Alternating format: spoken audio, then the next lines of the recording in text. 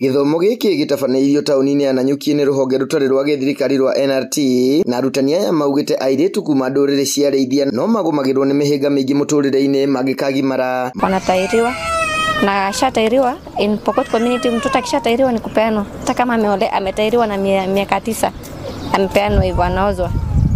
Tuko na shule mwanzo grade 1 to grade 8, lakini wakishafika grade 6 wanaona ni mwisho wa masomo, kwa sababu tuko na grade 7 na hatuna walimu.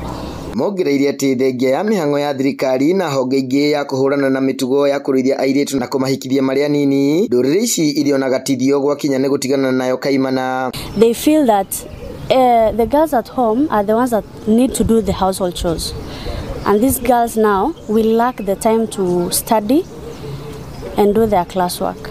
Wakuji shule, wako nyumbani tu wamekaa. Najaribu kuongea na wao, yani ni wajaribu kuwaelimisha.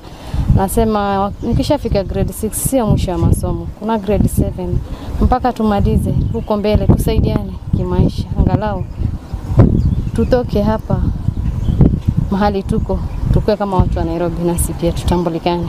Arutani aya mahetwo gĩthomo gĩa kũgitĩra mwana wa kairĩtu nĩ amu nĩ mehokagwo mũno nĩ arutwo ao na no mamenyithio mbere ya mamwe ma maũndũ maya mahanĩkĩte na moe ikinya. Kama sisi hatuko day to day, mwalimu yuko shule kuengage na school management, kuengage na jamii yenye iko hapo, anaweza reach out haraka kwa mwanafunzi na wazazi on a day to day basis, na hiyo inasaidia ku encourage hao waendelee. I feel that those girls have somebody they can look up to and feel that if this person has become the person she is now, despite all the challenges that she faced, because I also faced those challenges coming from the same community, so I believe that when I'm there and those girls are seeing me, they will also overcome those challenges. Mũbango ũyũ ũkoretwo ũgĩthiĩ na mbere kwa ihinda rĩa mĩaka 4 na atabania aguo maugĩte nĩ ũraciara matunda mega.